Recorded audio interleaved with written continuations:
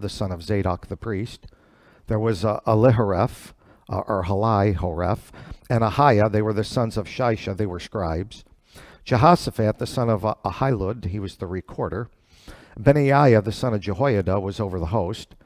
Zadok and Abiathar were the priests. And Azariah, the son of Nathan, was over the officers. And Zabad, the son of Nathan, was a principal officer and the king's friend. And Ahishar was over the household. And Adoniram, the son of Abda, was over the tribute. And Solomon had 12 officers over all Israel, which provided victuals or victuals, like they would say in the Beverly Hillbillies, food, for the king and his household. Each man, his month in a year, made provision.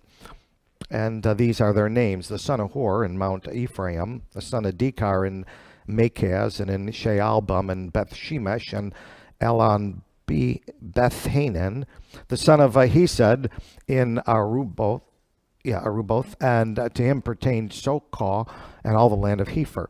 The son of Abinadab and all the region of Dor, which had Taphath, the daughter of Solomon, to wife. Baana, the son of Ahilud, to him pertained Taanach and Megiddo, and all Bethshean, which is by Zartana, beneath Jezreel, from Bethshean to Abel Meholah, even unto the place that is beyond Jokneam. The son of Geber and Ramoth Gilead, to him pertained the towns of Jair, the son of Manasseh, which are in Gilead. To him also pertained the region of Argob, which is in Bashan, 80 great cities with walls and brazen bars. Ahinadab, the son of Iddo, had Mahanaim. Ahimaaz was in Naphtali, and he took Basmath, the daughter of Solomon, to wife.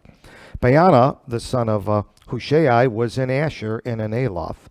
Jehoshaphat, the son of Paruah, in Issachar. Shimei, the son of Elah, he was in Benjamin. Gebar, the son of Uri, was in the country of Gilead, and the country of Sihon, king of Amorites, and Og, king of Bashan, for he was the only officer which was in the land. Judah and Israel were many, as the sand which is by the sea, and multitude eating and drinking and making merry.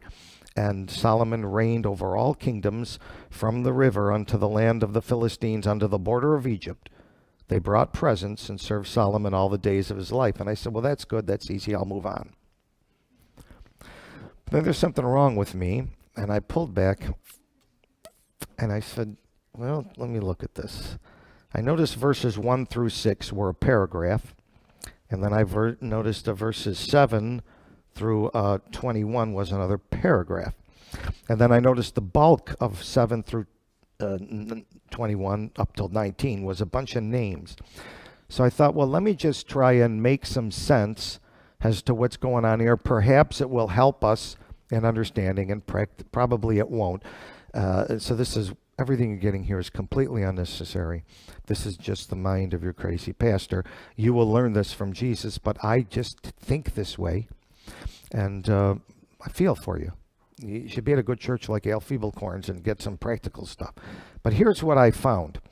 In verses 1 through 6, as I started to list the names and what exactly are the offices these men have, I noticed in the first one, Azariah was the priest. Okay. And he was like a priest. He was right up at the very top. Actually, let's see, Azariah, the son of Zadok, the priest. It turns out he was a prince. As I kept reading it, okay, these are the princes. Azariah, number 1 prince, but he's the son of Zadok, the priest. Okay, so he's a priestly kind of prince. He's put all alone in a verse. Then the next one, Elihareph and Ahiah, the sons of Shisha, they were the scribes. So I started making this list, which you have in front of you. I put the name, verse 2, and then I put the office, prince. Next, verse 3, Elihareph and Ahiah, office, scribes. Next, Jehoshaphat, he's the recorder. Then Benaiah in verse 4, he's spoken of as being over the host.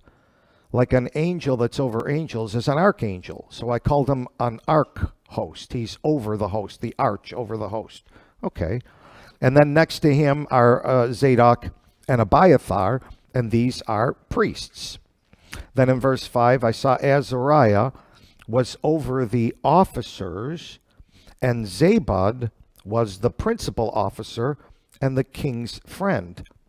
So I saw to be over the officers is like a chief officer, and then beneath that is a principal officer. Then I saw that Ahishar was over the household like a steward in a house, taking care of things at the palace, I assume. And Adoniram, finally, it ends up, was over the tribute, like a treasurer, taking care of the money coming in. So I laid it out, and I said, that's interesting. And then I started thinking about the way God is. Now, there's no doubt that Solomon, the human being, is exercising his human responsibility as king, as putting people in places.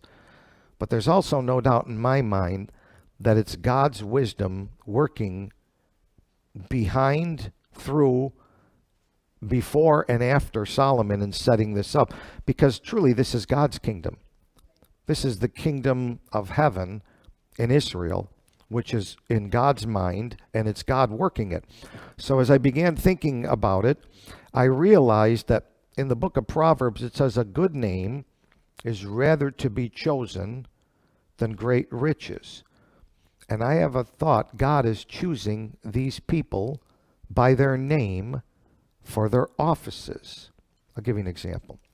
In the New Testament, there was a guy named Saul of Tarsus.